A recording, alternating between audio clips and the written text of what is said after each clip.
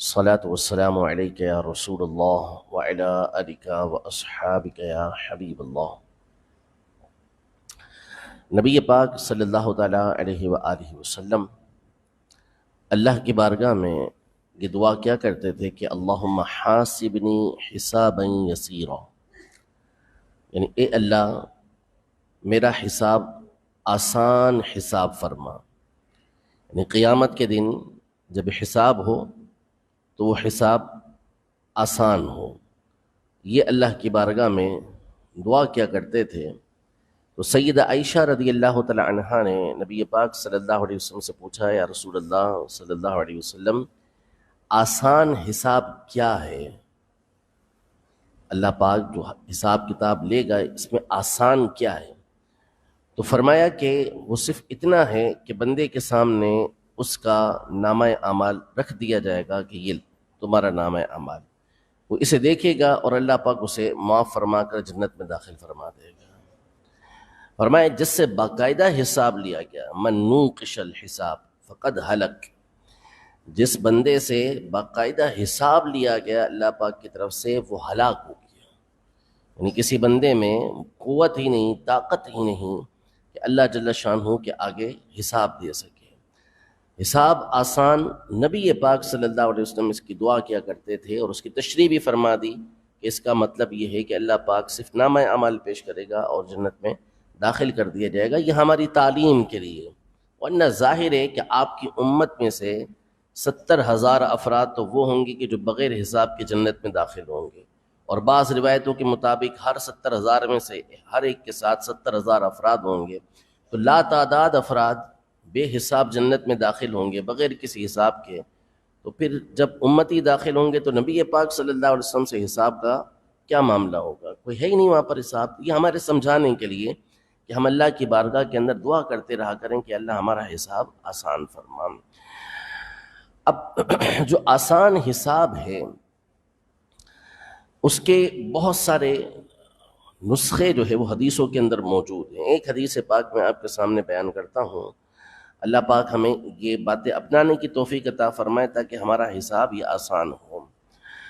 حضور نبی کریم صلی اللہ تعالیٰ علیہ وآلہ وسلم نے ارشاد فرمایا کہ ثلاث من کن فیہ حاسبہ اللہ حسابا یسیرا وادخلہ الجنۃ برحمتہ، کہ جس کے اندر 3 باتیں ہوں گی اللہ پاک اس کا حساب بھی آسان لے گا اور اس کو اپنی رحمت کے ساتھ جنت میں داخل فرما دے گا۔ 3 باتیں جس کے اندر ہیں اس کا حساب بھی آسان اور اللہ پاک اس کو جنت میں داخل بھی فرما دے گا۔ ہیں بڑی مشکل باتیں جو نبی پاک صلی اللہ تعالیٰ علیہ وآلہ وسلم نے ارشاد فرمائی، یعنی ہمارے اعتبار سے اس پر عمل کرنا یہ بڑا مشکل ہے۔ سب سے پہلی بات ارشاد فرمائی تعطی من حرمک، جو تجھے محروم کرے، یعنی تجھے نہ دے، تیرے ساتھ اچھا سلوک نہ کرے، تو اس کو دے، تو اس کو عطا کرے۔ اس نے تیرے ساتھ بھلائی نہیں کی لیکن تو اس کے ساتھ بھلائی کرے۔ یہ پہلی خوبی ہے کہ یہ ہے تو یہ حساب آسان بنے گا کہ جو تمہیں محروم کر رہا ہے اس کو تم عطا کرو، اس کو تم دو۔ دوسری بات ارشاد فرمائی وَتَعْفُو عَمَّنْ ظَلَمَكَ، کہ جو تجھ پر ظلم کرے، تیرے ساتھ نا انصافی کرے، تو اسے معاف کر دے۔ اور تیسری بات ارشاد فرمائی وَتَصِلُ مَنْ قَطَعَكَ، اور جو تیرے ساتھ تعلق توڑے تو اس کے ساتھ اپنا تعلق جوڑ۔ یہ وہ ساری باتیں ہیں کہ یا شیخ اپنی اپنی دیکھ، یا ہم اچھوں کے ساتھ اچھے، بروں کے ساتھ برے، اس کے بالکل عکس ہیں۔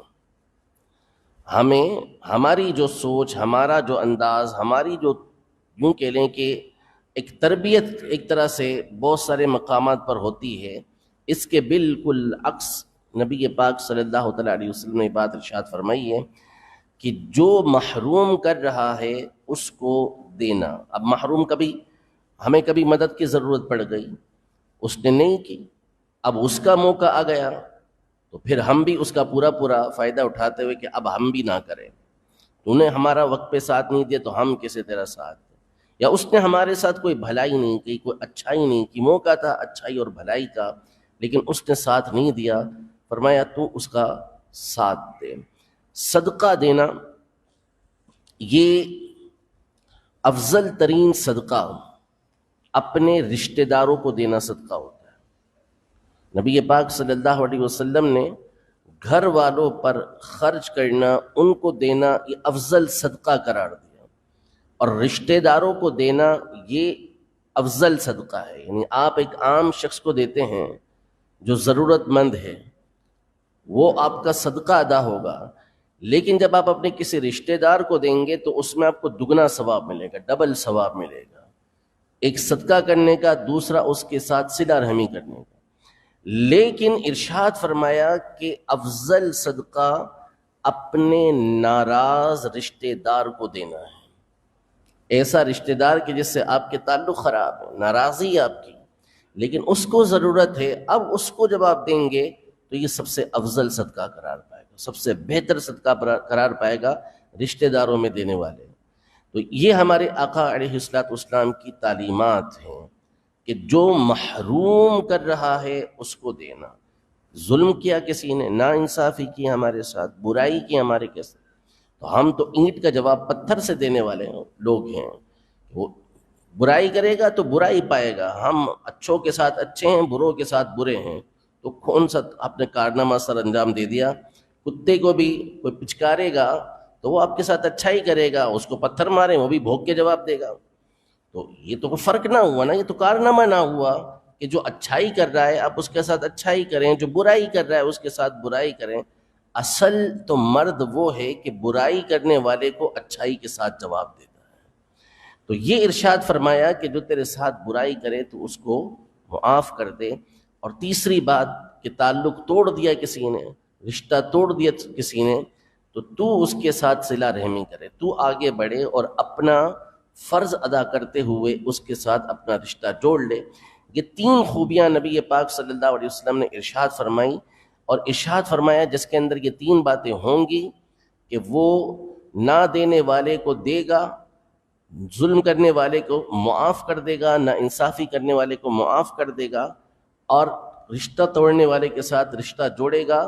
تو اس پہ دو باتیں ارشاد فرمائی کہ اللہ پاک ایک تو اس کا حساب آسان لے گا، حساب آسان لے گا اس کو، اور دوسری بات اس کو جنت میں اپنی رحمت سے داخل کرے گا۔ الفاظ حدیث پاک کے وَأَدْخَلَهُ الْجَنَّةَ بِرَحْمَتِهِ، اللہ پاک اپنی رحمت سے اس کو جنت میں داخل فرمائے گا۔ حالانکہ ہر ایک کو اپنی رحمت سے جنت میں داخل فرمائے گا، کوئی بھی اپنے عمل سے جنت میں نہیں جا سکتا، اللہ پاک اپنی رحمت سے فرمائے گا۔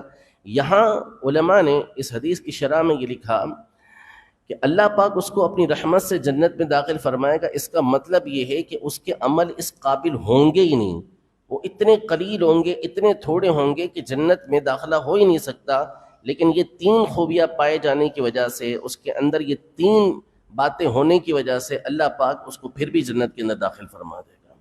اللہ جل شانہ ہم سب کو ان باتوں پر عمل پیرا ہونے کی توفیق عطا فرمائے، اور کل بروز قیامت اللہ پاک ہمیں آسان حساب ہم تمام سے آسان حساب فرمائے، اپنے سخت حساب سے ہمیں محفوظ رکھے۔ نبی پاک صلی اللہ علیہ وسلم کی دعائیں یہ ہمیں سمجھانے کے لیے ہوتی ہیں، یاد رکھا کریں۔ اس سے پہلے بھی میں نے حوض کوثر کے حوالے سے کچھ باتیں عرض کی تھیں کہ یہ دعا کرتے رہنا چاہیے کہ اللہ پاک حوض کوثر پر ہمیں آنے کی توفیق و سعادت نصیب فرمائے، اور ساتھ یہ دعا میں نے آپ کو عرض کی کہ اللہ کی بارگاہ میں یہ بھی دعا کرتے رہنا چاہیے کہ اللہ پاک ہمارا حساب آسان فرمائے، رب العزت جل وعلا عمل کی توفیق عطا فرمائے۔ آمین بجاہ النبی الامین صلی اللہ تعالی علیہ وآلہ وسلم۔